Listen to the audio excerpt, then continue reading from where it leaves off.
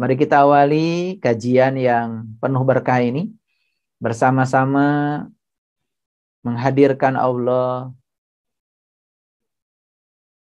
menyediakan ruang kosong seluas-luasnya untuk datangnya rahmat Allah.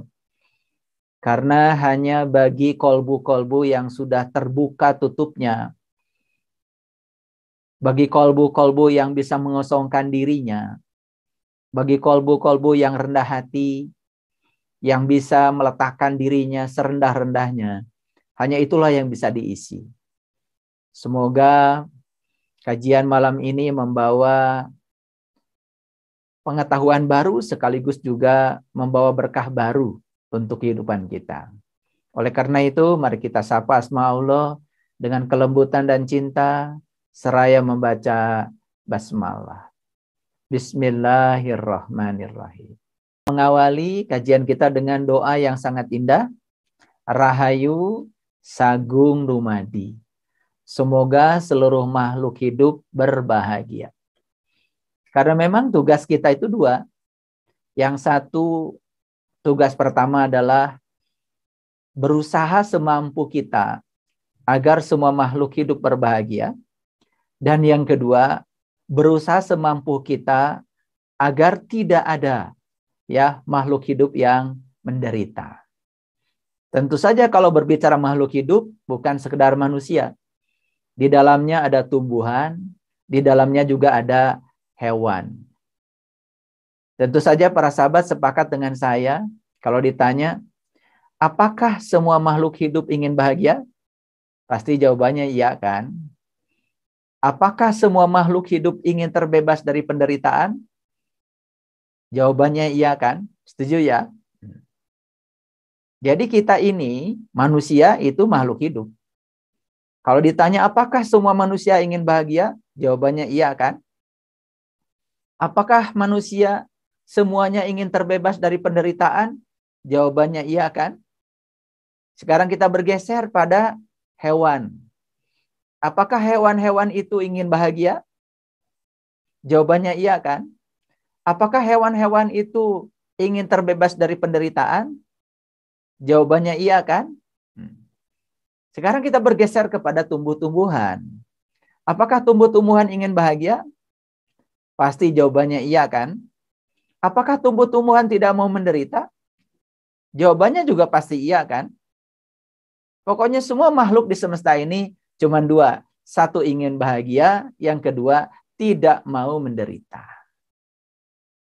Bersyukurlah sahabat-sahabat yang dalam kehidupannya sudah punya kesadaran. Ingin selalu membuat semua makhluk hidup berbahagia. Dan ingin menghindarkan semua makhluk hidup agar tidak menderita. Bersyukur ya. Pertanyaan yang sederhana bagi kita semua. Apakah kita sudah bisa membahagiakan semua makhluk hidup? Baik yang kelihatan maupun yang tidak kelihatan. Apakah kita sudah bisa mencegah diri agar makhluk hidup tidak menderita? Baik yang kelihatan maupun yang tidak kelihatan. Oleh karena itu, pasti ya setiap hari kita ini berhubungan dengan makhluk hidup, bukan? Ayo, kita pasti makan kan? Yang kita makan itu pasti makhluk hidup dan tanaman. Betul nggak? Sebetulnya mereka itu ingin bahagia ya. Tidak mau mati, tidak mau dimakan oleh kita. Sebetulnya diizinkan sih oleh Allah sepanjang tidak melampaui batas. Nanti kita akan lihat ayat-ayatnya. Sepanjang tidak melampaui batas itu diizinkan. Itu ada batasannya ya, ada batasannya. Tapi kalau sudah keserakahan, ketamakan yang berbicara, tentu saja ya berikutnya kita harus bertanggung jawab terhadap semua karma yang diciptakan oleh kita sendiri. Karena semua rasa sakit yang kita timbulkan pada makhluk hidup akan kembali kepada kita sendiri. Semua rasa sakit yang pernah kita lakukan pada semua makhluk hidup tentu saja akan kembali pada kita sendiri. Karena sebagaimana dinyatakan dalam banyak ayat dalam Al-Qur'an, apapun yang kita lakukan, kebaikan sebesar biji sawi pasti akan kembali kepada kita. Apapun keburukan, walaupun sebesar biji sawi akan kembali kepada kita. Mari kita sadari semua ini ya. Dan mohon kajian malam ini jangan ditelan mentah-mentah. Bagusnya dikunyah-kunyah biar tidak kesedak ya. Kalau ditelan mentah-mentah nanti jadi kesedak. Kaget ya. Coba kalau kita ya memasukkan makanan ke mulut belum dikunyah langsung ditelan kan pasti kesedak ya. Pasti kesedak. Di samping itu juga lambung kita akan menolak. Oleh karena itu apa yang saya sampaikan malam ini dikunyah-kunyah. Kalau sudah siap untuk ditelan, baru ditelan. Ya, jangan ditelan langsung. Saya akan mulai dari Quran surat Al-Baqarah ayat 173. Bismillahirrahmanirrahim. Semoga Allah membukakan pintu pemahaman kita. Innama sesungguhnya harrama. Ya, diharamkan alaikum kepada kamu yang pertama maitatu. Maitatu itu bahasa Indonesianya mayit. Tahu mayit ya? Makhluk hidup yang sudah tidak bernyawa. Ada nggak di antara para sahabat yang ada di ruangan ini ya suka memakan makhluk hidup dalam keadaan masih bernyawa? Ada? Jadi kalau makan ikan berarti bernyawa atau tidak? Jadi kalau begitu ya, yang disebut dengan mayat itu makhluk hidup yang tidak bernyawa. Padahal setiap hari kita makan, pasti dong ya sudah tidak bernyawa lagi. Setuju? Jadi kalau begitu yang kita makan setiap hari itu halal atau haram? Nah, jadi kalau pengertian maitatu di sini itu adalah binatang yang tidak bernyawa, berarti selama ini kita makan makanan yang haram dong. Setuju? Kalau begitu kita harus berhenti makan berarti ya. Atau makan yang hidup-hidup. Oke, ulangi lagi. Nah, kalau ya yang diharamkan ini adalah binatang yang tidak bernyawa, berarti semua binatang itu harus dimakan hidup-hidup atau tidak makan sama sekali. Setuju nggak dengan saya? Jadi kalau begitu, apa sih yang pengertian mayat itu? Nah, karena ini ngaji hakikat, maka saya akan menjelaskan hakikatnya. Kan kenyataan tiap hari kita itu makan makhluk hidup yang sudah tidak bernyawa, bukan? Walaupun makan sashimi, tetap aja kan mati dulu, cuman nggak digoreng kan gitu. Yang namanya salmon mentah-mentah itu boleh dimakan, tapi tetap aja kan nggak ada yang tega makan hidup-hidup. Setuju nggak ya? Betul ya?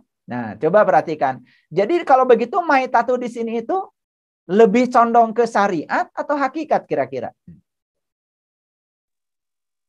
Ini lebih condong ke urusan hakikat. Jadi kalau begitu pemahaman kita harus ditingkatkan. Ya, tahu mayat? Jadi mayat itu sesungguhnya adalah ya secara hakikat bukan makhluk hidup yang tidak bernyawa.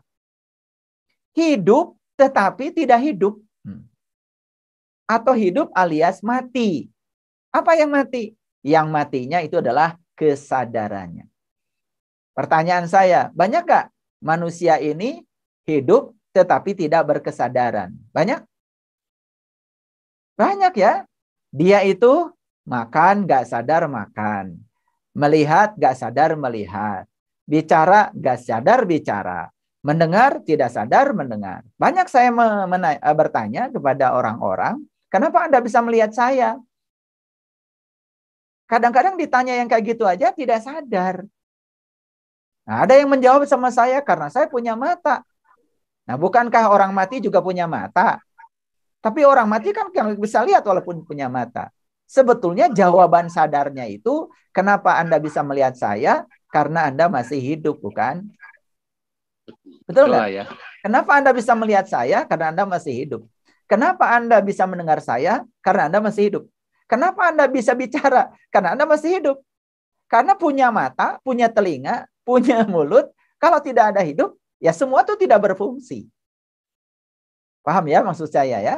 Nah, jadi secara hakikat, maitatu itu sebetulnya adalah ya menceritakan tentang kondisi manusia yang kelihatan hidup tetapi kesadarannya mati. Itu sebetulnya yang haram. Bisa nangkap ya? Bisa nangkap. Nah, sekarang bisa nggak mengilustrasikan orang yang hidup tetapi kesadarannya mati? Kan sebetulnya seperti robot, ya, seperti robot, sibuk tetapi tidak sadar. Bukankah selama ini banyak sekali manusia yang sibuk tetapi tidak sadar? Sadar nggak? Sekarang kita sedang bernafas. Sadar nggak bahwa nafas itu penghubung antara kita yang di dalam dengan Dia yang meliputi semesta raya? Sadar nggak kalau nafas itu tanda Allah dekat dengan kita? Sadar nggak bahwa nafas itu tanda Allah bersama kita? Kan banyak yang tidak sadar. Oke, sampai sini bisa mengerti ya. Yang kedua, perhatikan ya. Yang kedua, yang diharamkan itu adalah wadama. Dama itu adalah darah. Sekarang saya nanya Bapak Ibu. Jawab dengan jujur ya. Apakah dalam tubuh Bapak Ibu ada darah sekarang? Kalau darah itu haram dan dipahami yang haram itu adalah darah, berarti kalau darah itu ada dalam tubuh kita, sedangkan darahnya haram, berarti tubuh kita haram apa tidak? Kan nggak mungkin. Kalau begitu yang haram itu apa? Darah atau segala tindakan yang mengakibatkan pertumbuhan darah. Pilih mana? Darah atau segala pertumpahan, ya, segala tindakan yang mengakibatkan pertumbuhan darah. Setuju nggak kalau perang itu haram? Setuju nggak kalau menyakiti makhluk hidup sampai terjadi pertumbuhan darah itu haram? Mohon maaf, ini kan hakikat, ini hakikat. Supaya naik kelas dikit ya, naik kelas dikit ya. Karena kalau darah itu haram, berarti tubuh kita juga haram dong. Sedangkan tiap hari ya, kita juga makan darah, bukan? Bukankah daging itu adalah kumpulan pembuluh darah? Daging ikan, kumpulan pembuluh darah ikan. Daging ayam, kumpulan pembuluh darah ayam. Bahkan daging merah masih kelihatan loh darahnya, warnanya merah. Betul nggak? Ayo mikir. Nah, sekarang kita tingkatkan secara hakikat. Jadi, dhamma itu bukan sekedar darah. Tapi dhamma itu sebetulnya adalah segala tindakan yang mengakibatkan pertumpahan darah. Setuju nggak kalau itu yang haram? Setuju. Yes. Ya. Yang ketiga, walah mal khinjir, ya. Walah mal khinjir, laham itu sebetulnya ya ada yang mengartikan daging, tetapi ada juga yang mengartikan otak. Khinjir itu adalah babi. Jadi lahmal khinjir itu ada yang mengartikan otak babi atau pikiran babi. Saya bukan berarti menghalalkan babi. Awas ya. Saya tidak menghalalkan babi. Cuman saya tidak tertarik untuk bicara itu. Yang saya tertarik adalah sifatnya. Karena apa? Saya tidak punya tradisi makan babi. Saya tidak pernah makan babi. Tetapi kalau kita mau jujur, kan sebetulnya babi ini ciptaan siapa? Ciptaan Allah. Ya, ini untung aja babi nggak pernah protes ya. Saya diciptakan, setelah itu kemudian saya diharamkan. Ya, ini cuman ngajak kita mikir aja. Jadi ya tentu saja yang umat Islam tidak punya tradisi makan babi ya gitu. Tetapi ada yang lebih berbahaya lagi. Coba, ada seorang tokoh besar yang mengomentari tentang rendang babi. Namanya Kiai Haji Gusmus ya. Ya, beliau mengatakan kasihan katanya babi kok disalah-salahin. Disalah-salahin. Apa salahnya gue kata babi. Salah lagi kan gitu. Nah, saya tidak tertarik bicara itu. Karena saya juga tidak punya tradisi makan itu. Tetapi yang paling penting bagi saya adalah sifat. Pernah nggak lihat babi? Babi itu kan kalau jalan lurus aja. Dulu ya, kalau saya mau ke sekolah, bapak saya selalu bilang, nanti kalau kamu dikejar babi, karena di sekitar rumah saya itu masih banyak babi hutan ya. Jarak dari rumah saya ke sekolah itu 7 kilo. Bapak saya bilang, kalau kamu dikejar babi, tinggal belok aja. Babi itu nggak bisa belok, gitu ya. Main seruduk aja, betul ya. Saya pernah dikejar sama teman-teman, belok aja. Nah, dia itu ternyata terus aja gitu, tidak bisa belok. Nah itu ya, makanya sebetulnya ya sebetulnya di samping saya tidak tertarik untuk bicara tentang itu ya, tentang syar'inya, tapi saya berbicara hakikatnya. Kalau syar'inya kan kita udah nggak usah bicara lagi ya, itu sudah selesai ya. Nah, tetapi hakikatnya adalah sifat kalau menurut saya. Karena sifat ini yang paling berbahaya adalah sifat main seruduk itu. Itu kan lebih berbahaya. Ya, gitu. Jadi ya dari ayat ini ya kita bisa belajar yang pertama secara hakikat nih. Hakikat yang namanya mayat itu sebetulnya adalah kondisi manusia hidup tetapi sudah mati. Kondisi manusia hidup tetapi tidak sadar. Yang kedua adalah dhamma. Dhamma itu kalau bagi saya bukan darahnya yang haram, tetapi yang haram itu adalah perilaku yang menyebabkan pertumbuhan darah.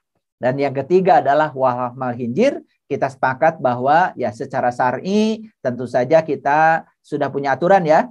Tetapi saya tidak bicara itu malam ini. Saya berbicara sebetulnya yang jauh lebih berbahaya lagi adalah sifat. Sifat main seruduk, sifat main tabrak, ya, sifat yang semacam itu justru itu yang sangat berbahaya. Karena sesuatu yang haram itu pasti ada efeknya, pasti ada bahayanya, ya. Kemudian ya di ayat ini dikatakan wa ma uhilla bihi, ya. Nah, dan binatang-binatang ya li ghairillah, ya, yang ini tidak ada di sini sebetulnya. Ya, dikatakan binatang yang ketika disembelih disebut nama selain Allah.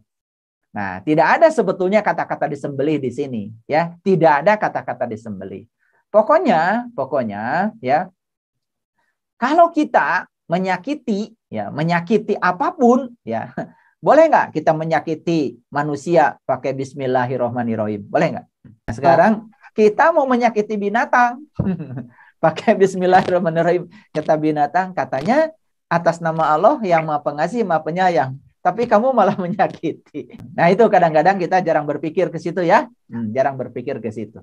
Ya, itu sekedar itu aja, sekedar saya mengajak berpikir ya. Ada salah satu murid saya kemudian berkata, ya, harusnya kan kalau kita menyakiti minta maaf dong. Itu. Saya minta maaf karena saya sekarang mau menyakiti kamu ikan.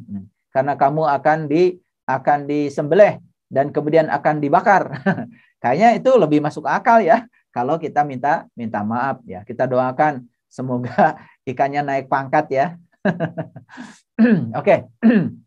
Nah, kemudian di ayat ini dikatakan ya, tetapi barang siapa dalam keadaan terpaksa ya, sedang dia tidak menginginkannya dan tidak melampaui batas, maka tidak ada dosa baginya. Sesungguhnya Allah Maha Pengampun lagi Maha Penyayang. Jadi sebetulnya ya, mungkin saja kita pada titik tertentu memerlukan jasa makhluk lain untuk mempertahankan kehidupan kita, boleh sepanjang tidak melampaui batas. Gitu kan, ada batasannya ya, sepanjang tidak melampaui batas.